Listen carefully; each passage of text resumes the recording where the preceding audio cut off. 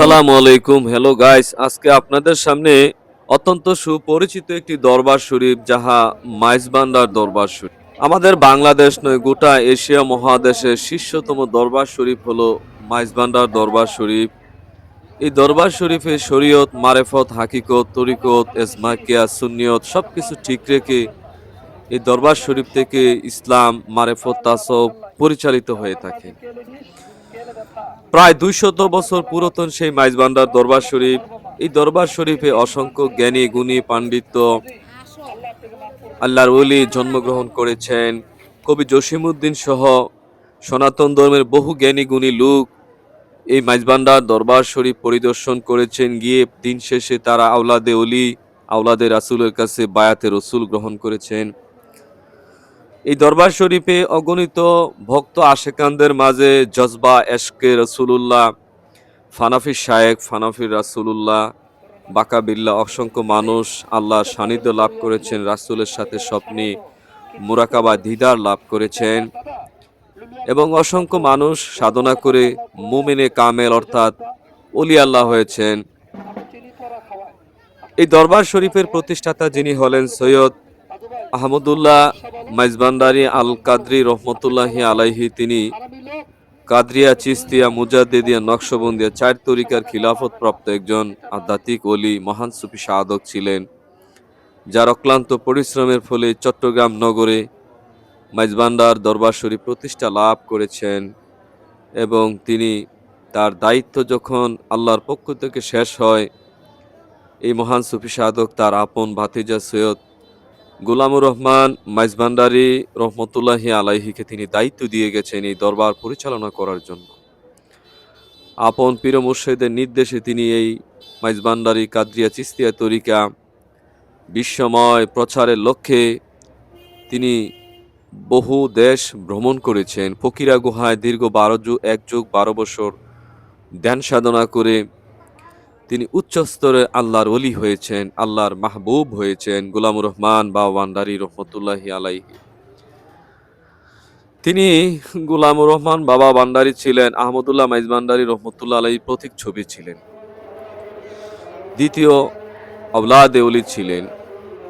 এই মহান সুফি সাধকের উরুজাতে ৪ জন আল্লাহর ওলি জন্মগ্রহণ করেছেন, যারা প্রত্যেকেই কামেল লোক ছিলেন। সৈয়দ খায়রুল বশর মাইজবান্ডারী রহমতুল্লাহ আলাইহি, তিনি আর দ্বিতীয় ছেলে সৈয়দ আবুল বশর মাইজবান্ডারী রহমতুল্লাহ আলাইহি।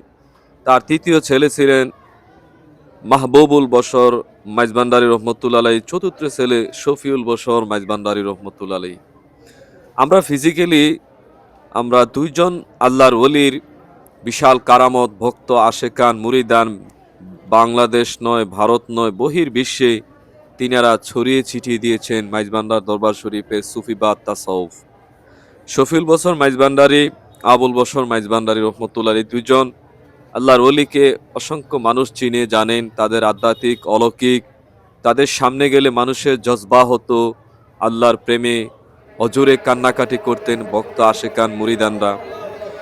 মাইজবান্ডার দরবার শরীফের এই ২ জন মহান সুফি সাধক, তারা ছিলেন গোলামুর রহমান মাইজবান্ডারী রহমতুল্লাহি আলাইহি। আজকে সৈয়দ আবুল বশর মাইজবান্ডারী রহমতুল্লাহি আলাইহির ওরস শরীফ ২০২৬ সাল। এই মহান সুফি সাধকের পাকচরণে লাখো কোটি সালাম। তার অক্লান্ত পরিশ্রমে বাংলাদেশ নয়, ভারত নয়, এশিয়া মহাদেশে বহু দেশ এলমে তাসাউফ মারেফতের প্রতিষ্ঠা লাভ করেছেন এই মহান আল্লাহর ওলির পাকচরণে।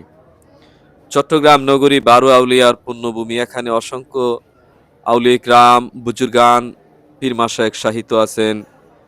এই মাইজবান্ডার দরবার শরীফ সুন্নিয়তের এক প্রাণ কেন্দ্র, তরিকতের এক প্রাণ কেন্দ্র, যাহা এই দরবারে প্রায় শতাধিক উপরে আল্লাহর ওলি মাজার প্রাঙ্গণে শাহিত আছেন। এই দরবার শরীফ থেকে অসংখ্য ব্যক্তি আলেম ওলামা কামালিয়াত লাভ করেছেন। তৃষ্ণা দরবার শরীফ, রাজাপুর দরবার শরীফ, সাকরাপুরি দরবার শরীফ এবং অসংখ্য দরবার শরীফ থেকে দরবার শরীফ এই মহান সুফি সাধক থেকে কামালিয়াত, খেলাফত লাভ করেছেন, আল্লাহর নৈকট্য লাভ করেছেন।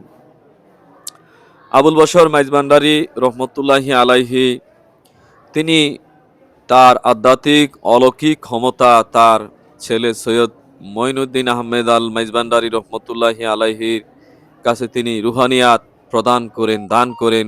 আর বলেছেন, তোমরা মাইজভান্ডারী তরিকা, কাদরিয়া চিশতিয়া তরিকা বিশ্বময় বেগমান করার জন্য আমি আমার পুত্র সন্তান মঈনুদ্দিন আহমেদ মাইজভান্ডারী রহমতুল্লাহি আলাইহিকে আমি দায়িত্ব দিয়ে গেছি। আজকে মাইজভান্ডার দরবার শরীফ থেকে জিয়ারত করলে কেউ খালি হাতে ফিরে না। আপনারা সবাই আমার বেশি বেশি মাইজভান্ডার এবং তরিকাপন্থী ভাইয়েরা আমার চ্যানেলটা সাবস্ক্রাইব করবেন, বেশি বেশি চ্যানেলটা সাবস্ক্রাইব করবেন। আর